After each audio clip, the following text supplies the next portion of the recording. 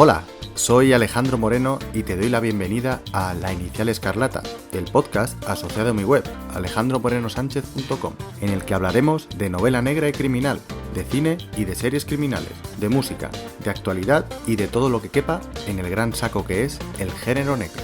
Ahora pasa, toma asiento y relájate, que estamos a punto de empezar.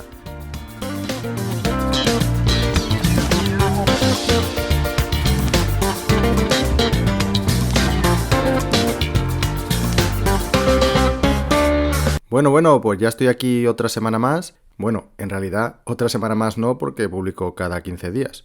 Bueno, no, ni tampoco, cada 2 semanas, que son 14 días. No sé por qué le decimos cada 15 días. Bueno, como sea, hoy traigo novedades y espero que la primera la estés notando, pues estoy estrenando micrófono y vas a poder escuchar un capítulo con mejor calidad de audio. Bueno, en realidad vas a poder escuchar medio capítulo con mejor calidad de audio porque resulta que, bueno, no sé si te lo imaginas, pero yo no grabo los capítulos seguidos. O sea, voy grabando por secciones. Y ya tenía grabado la sección de Hablamos de libros y Negra y musical con el micrófono antiguo y además me pilló en unos días con gripe y con la voz un poco afónica. Y entre que el micrófono no era de lo mejor y mi voz tampoco estaba en óptimas condiciones, pues la calidad creo que se va a notar la diferencia. Podía haber grabado otra vez las secciones, pero la verdad es que no tenía ganas, tampoco es que me sobre el tiempo. Pero bueno, el tema del que voy a hablarte hoy es algo polémico. Voy a hablar de los subgéneros de la novela criminal. Sé que es un tema en el que no hay consenso, pero no sé, me apetecía lanzarme a la piscina, hablar de ello y generar un pequeño debate. Además, como ya he dicho antes, tendremos sección de Hablamos de libros con una novela negra diferente y sección de negra y musical con una canción distinta. Solo diré eso, una canción distinta. Pues nada, yo ya estoy listo y mejor me abrocho el cinturón, que con este micrófono nuevo la cosa me da a mí que va a ir como un tiro. ¿Empezamos?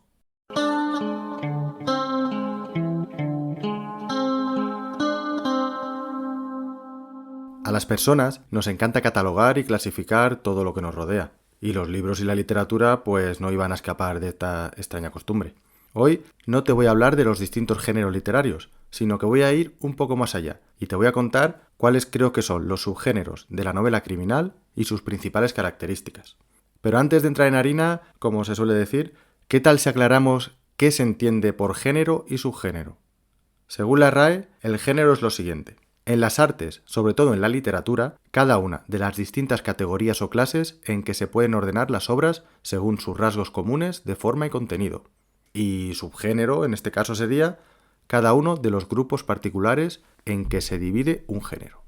Quiero dejar claro que no soy muy partidario de las etiquetas, pero entiendo que clasificar las historias y los distintos subgéneros ayudan al lector y al espectador final a saber qué se va a encontrar y tomar una decisión respecto a eso. Las veo más como una guía que como un dogma, porque realmente no existe consenso respecto a nada y toda opinión, basada en mayor o menor experiencia, será siempre subjetiva. Si existiera un subgénero por cada tipo de historias, habría tantos como novelas publicadas, obviamente. Es imposible pretender aunar todos los tipos de novelas criminales que se publican anualmente bajo 6, 8 o 12 términos. Más que nada porque cada novela es única en sí misma y tiene características que la podrían diferenciar de todas las demás. Yo me he tomado la libertad de elegir los que considero los tipos de historias más característicos. ¿Que me dejaré alguna? Pues seguro que sí. ¿Que no estarás de acuerdo con todas? Cuento con ello. Esto no son matemáticas y, como he dicho antes, toda esta información es bastante subjetiva y basada en gustos y experiencias personales. Empezaré por el subgénero de novela criminal que lo empezó todo, si me permites que diga esto. Estoy hablando de las novelas de misterio. Esas historias en las que el protagonista es un reputado detective o aficionado a resolver misterios criminales y hace uso de todo su ingenio y lógica para resolver quién, cómo y por qué cometió el crimen. Aquí no hay una investigación policial al uso porque nuestro protagonista no es un policía. De hecho, los policías suelen parecer algo torpes al lado de nuestro protagonista. Como ejemplo de este tipo de historias tenemos una de las primeras, si no la primera de todas, Los crímenes de la calle Morgue de Edgar Allan Poe. Pero quizás las más conocidas sean las novelas y relatos que protagoniza Sherlock Holmes. Muy relacionado con el subgénero anterior, tenemos lo que se suele denominar novela enigma o who done it, contracción de la expresión inglesa who has done it, ¿quién lo ha hecho? Esto es lo malo de los podcasts, que tengo que poner a prueba mis habilidades pronunciando palabras en otros idiomas y escribirlo más fácil, la verdad. Bueno, Como decía, a este tipo de novelas se le llama novela enigma. En este caso, el especialista en resolver crímenes tendrá que resolver uno, normalmente un asesinato, ocurrido en un lugar cerrado, ya sea una mansión, un tren parado en mitad de la nada, una isla desierta, con la particularidad de que el asesino o asesinos será uno de los presentes en el lugar durante la investigación. El detective resolverá el crimen entrevistando a todos los asistentes y haciendo uso de su ingenio, su observación y su lógica, y así descubrirá al culpable o culpables. En este tipo de historias hay un nombre que destaca sobre todas las demás. Es el de la reina del crimen, Agatha Christie.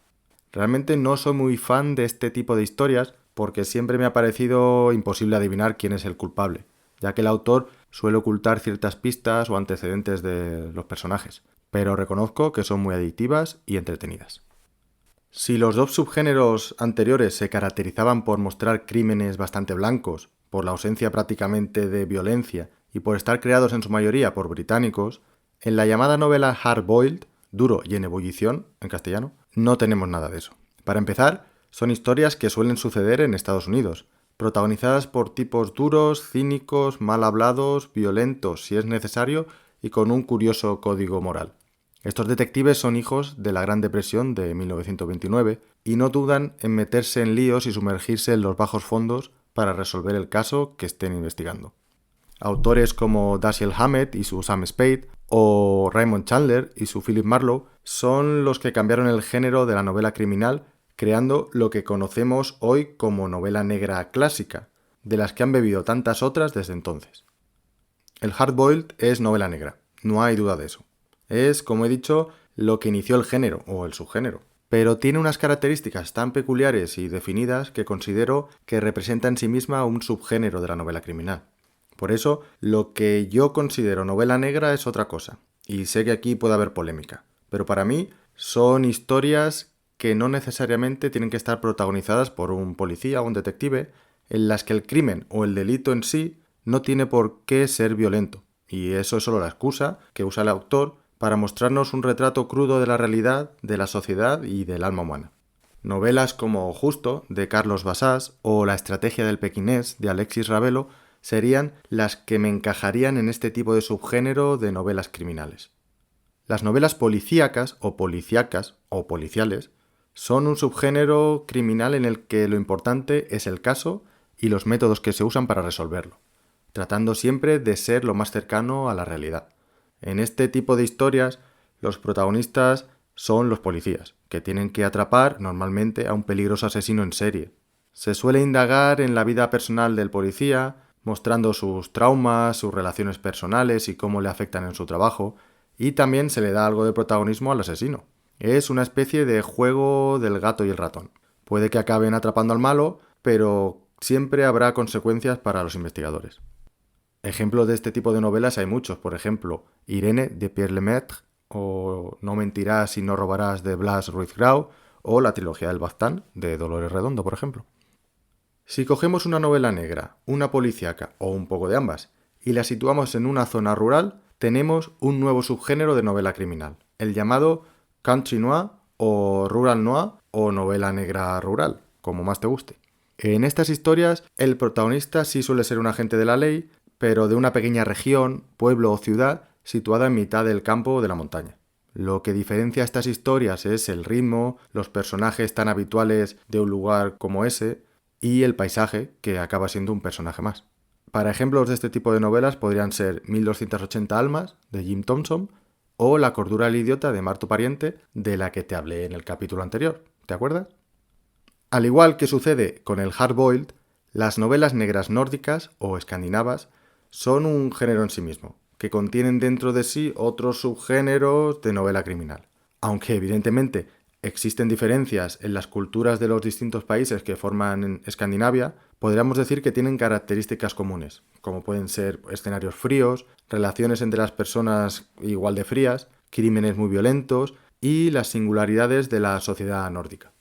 No hay dudas de quién puso de moda la novela negra nórdica hace unos años. Ese fue Stieg Larsson, con su trilogía de Millennium, de los hombres que no amaban a las mujeres y las otras dos partes, que no me acuerdo cómo se llaman.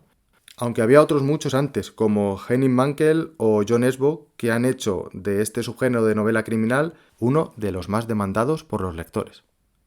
Entre los subgéneros de novela criminal más antiguos están los protagonizados por espías y conspiraciones políticas. Empezaron antes de la Primera Guerra Mundial y tras la Segunda y durante la época de la Guerra Fría llegaron a su madurez. Estas historias nos muestran el supuesto funcionamiento de las agencias y servicios de inteligencia, como son las operaciones militares especiales o el espionaje profesional. Y sin duda, el personaje más famoso que ha surgido de este tipo de novelas fue James Bond, creado por Ian Fleming.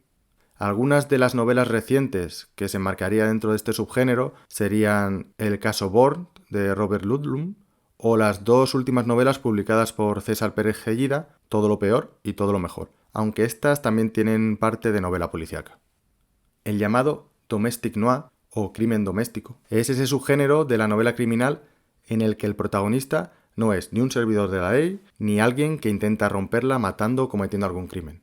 Los protagonistas de estas historias son personas normales, como tú, como yo, que de pronto se ven envueltas en medio de un crimen, de un misterio o siendo perseguidas por alguien con muy malas intenciones.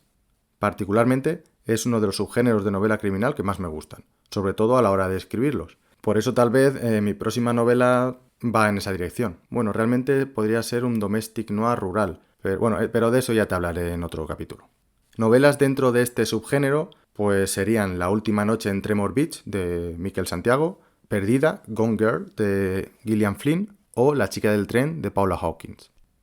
En la novela de suspense, o suspenso en Latinoamérica, hay algo que la diferencia de todas, y es que el lector suele tener más información que los protagonistas. Ahí reside el suspense y la intriga de la historia, en descubrir si nuestro personaje se saldrá con la suya o no, en si acabará superando el peligro o sucumbirá a sus perseguidores. Una de mis novelas de suspense favoritas es El talento de Mr. Ripley, de Patricia Highsmith. También entran dentro de este subgénero dos novelas escritas por Thomas Harris, El dragón rojo y El silencio de los corderos. Aunque pueda parecer que todo lo que se escribe hoy en día es thriller, te aseguro que todo lo que nos venden no lo es. El thriller es una historia de suspense, pero digamos que a gran escala. Lo más importante es el ritmo, un ritmo endiablado que no dé tregua al lector y que le haga pasar de una página tras otra hasta llegar a un cliffhanger al final del capítulo que le obliga a seguir leyendo. Esa es su principal característica. No hay tiempo para perfilar a personajes y lo importante es la acción y el reloj corre siempre en contra de los protagonistas. El peligro suele ser a gran escala y los malos son muy malos y muy listos, por lo menos hasta que el personaje principal acaba con ellos. Novelas que sí son thrillers serían Reina Roja, de Juan Gómez Jurado, o la siempre polémica El Código Da Vinci, de Dan Brown. Todas las historias anteriores tienen algo en común. En mayor o en menor medida son ficción, pero para quienes la sección de sucesos del periódico fue siempre su parte preferida, hay un subgénero de novela criminal que ha experimentado un ascenso en los últimos años espectacular. Estoy hablando del llamado True Crime.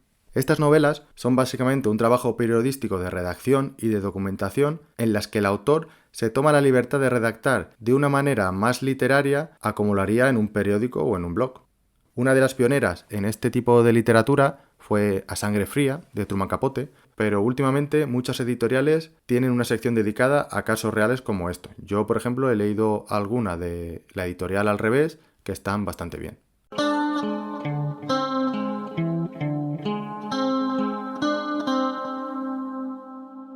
Y nada, hasta aquí mi versión de lo que creo que son los principales subgéneros de la novela criminal. Sea como sea, al final no importa las etiquetas que le pongamos, solo que la historia sea buena y que esté bien contada, ¿no crees? Y después de todas estas etiquetas, características, géneros, subgéneros, creo que va siendo hora de cambiar de tema. ¿Qué te parece si hablamos de libros?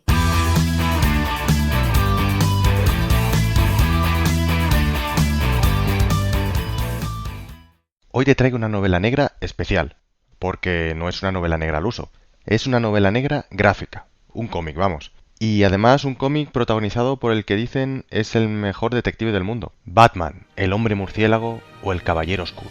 La historia que te traigo es una de las más detectivescas que tiene el personaje, El largo Halloween, creada en 1996 por Jeff Loeb y Tim Sale. Estoy seguro de que conoces muchas cosas de las que narra, aunque no lo creas, pero eso mejor lo dejamos para el final. Ahora vamos a centrarnos en la historia de El largo Halloween. Esta historia nos presenta a Batman, que junto con el capitán James Gordon y el fiscal del distrito Harvey Dent tratarán de dar caza al principal mafioso de Gotham City, Carmine el Romano Falcone, un personaje muy inspirado en Don Vito Corleone, del Padrino. Pero el día de Halloween, un misterioso asesino apodado por la prensa Festivo asesinará a un miembro de la familia Falcone y seguirá matando a miembros de la familia en distintos días festivos. Bueno, días festivos en Estados Unidos, obviamente. Acción de Gracias, Navidad, Año Nuevo, San Patricio, etc. Batman, junto a Gordon y Harvey Dent, tendrán que aunar esfuerzos para cazar a este nuevo delincuente, pero sin quitarle ojo a Falcone. En esta historia aparecen muchos personajes típicos del mundo de Batman. Catwoman, el Joker, el Pingüino, el Acertijo, el Espantapájaros, no sé, un montón. Yo había algunos que ni conocía. En cada capítulo tendremos a uno distinto que ayudará o no a resolver el misterio de la identidad de Festivo y así detener sus crímenes. Una investigación que será llevada a cabo por 3 partes iguales, entre Batman, Gordon y Dent, en las que se conocerán los bajos fondos de Gotham, la corrupción de las instituciones, el poder de las familias mafiosas en una ciudad muy corrompida, y las sospechas de la identidad de Festivo estarán puestas en todo el mundo, vamos, en ambos lados de la ley. Este es el primer cómic que he leído de Batman y me llamó la atención por lo noir de la historia. Aquí todo es muy terrenal, no hay superhéroes y el propio Batman no es infalible. De hecho, creo que sin la ayuda de los demás no hubiera sido capaz de resolver el misterio. Si la historia te suena, es porque Christopher Nolan se basó en ella para su trilogía del Caballero Oscuro. En las 3 películas podremos ver escenas casi calcadas a las que se ven en el cómic. Y si eso fuera poco, en la próxima adaptación del cine del Hombre Murciélago, de Batman, o sea, en inglés, The Batman, el Hombre Murciélago, bueno, en esta nueva adaptación que tendrá detrás de la máscara a Robert Pattinson, se rumorea que adaptará esta historia del largo Halloween. Así que solo tendremos que esperar al año que viene para ver el estreno de la película y comprobar si es verdad lo que dicen los rumores.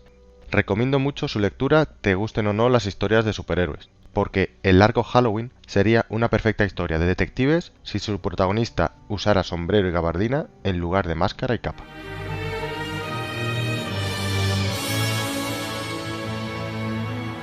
Y después de estos fantásticos momentos musicales, pasamos a otra sección con la música como protagonista. Empezamos con Negra y Musical.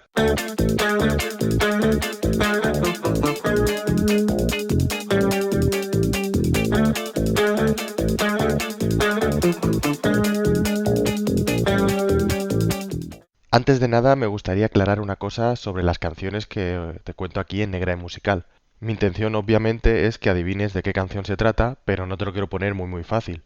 Es por eso que si la canción fuera, no sé, La Macarena de Los del Río, por poner un ejemplo, pues evitaría decir el nombre Macarena, Victorino y Dale alegría a tu cuerpo. Trataría de usar sinónimos. Y ahora que ha quedado esto claro, si es que había alguna duda, no lo sé, pues vamos con la canción de esta semana. Esta vez vamos a cruzar el charco, así que abróchate el cinturón, que empezamos. Estamos en México, en el estado de Sinaloa. Un momento, ¿pero esta música qué es? Esto no le pega nada a la historia. Anda, ponme una buena, una que acorde a la narración. Sí, esa está mejor. Vale, venga, empezamos de nuevo. Rebobina. Estamos en México, en el estado de Sinaloa. Lo más nutrido del narcotráfico local está celebrando una reunión en un lujoso hotel. En un momento de la noche aparece un hombre en el escenario, manda callar a la banda y se hace con el micrófono. Todos los asistentes observan con curiosidad y en silencio al recién llegado. En cuanto lo reconocen empiezan los susurros y cuchicheos. Es el antiguo capo del cártel de la región. Este señala en dirección a una de las mesas principales, donde el nuevo jefe, acompañado por una bella mujer, lo mira con una sonrisa dibujada en su cara. El recién llegado comienza a hablar. Se nota que ha bebido mucho y las palabras casi no salen de sus labios. Yo sé que aquí ya no pinto nada y que probablemente pinte menos en cuanto termine de hablar, pero cuando me marche de aquí sé que me echarás de menos. Lo sé. La mujer sentada junto al jefe gira la cara. Es a ella a quien se dirige el espontáneo. Todos lo saben. Vas a llorar por mí. Aunque lo niegues ahora, sé que tu vida será un infierno. Puede que ya no tenga poder. Puede que no me quede apenas plata. Pero siempre he hecho lo que he querido y mis palabras tienen valor, no como las tuyas. El jefe indica a los suyos con un movimiento de cabeza que terminen con aquello. Nuestro invitado continúa hablando. Ya no estás conmigo, ya no tengo a nadie, pero nadie manda en mí. Tropezaré y volveré a tropezar y me levantaré para llegar a mi destino. Tarde o temprano llegaré, y eso es lo importante. El hombre ve acercarse a los matones del jefe y sale huyendo a toda prisa mientras grita, Yo sigo siendo... pero no le da tiempo a terminar la frase. Cae escaleras abajo, dando vueltas de campana hasta chocar contra el suelo. Ha quedado inmóvil para siempre.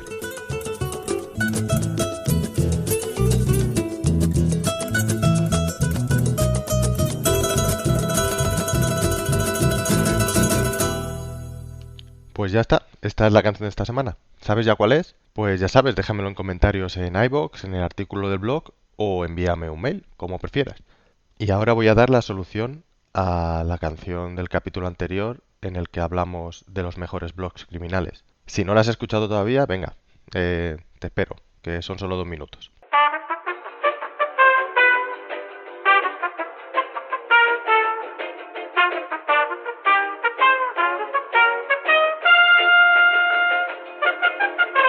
¿Ya? Vale. Pues la canción, en efecto, es En un Mercedes blanco de Kiko Veneno. Para mí es una de las canciones que más me gustan del autor y creo haber leído que decidió hacerla cuando tocaba con los hermanos Amador en el grupo Veneno y vio cómo se movía el tema de la droga por las 3.000 viviendas de Sevilla. Pero a lo mejor puede que esté equivocado. ¿Sabías que era esa? ¿Sí? ¿No? Bueno, seguro que habrá más oportunidades. Y ya hemos llegado al final del capítulo. Espero que te haya gustado y si te apetece, puedes dejarme tus comentarios en la plataforma en la que lo estés escuchando. Bueno, si acepta comentarios, obviamente. También en el artículo del blog o por email a alex@alejandromorenosanchez.com. Envíame un correo para comentarme lo que te apetezca, para participar en Negra y Musical o para proponerme alguna canción que consideres que encajaría en la sección. Como siempre, puedes escuchar este podcast en iVoox, en iTunes, Spotify, Google Podcast, Spreaker y YouTube. Y ahora sí, llegamos al final. Y recuerda, ahora va la frase que he pensado, a ver si te gusta. Todos estos momentos no se perderán como lágrimas en la lluvia. Estarán disponibles para que los escuches siempre que quieras en tu plataforma favorita. ¿Te gusta? En mi cabeza sonaba mejor, la verdad. En fin, seguiré dándole vueltas y nos vemos en el próximo capítulo. Hasta luego, criminal.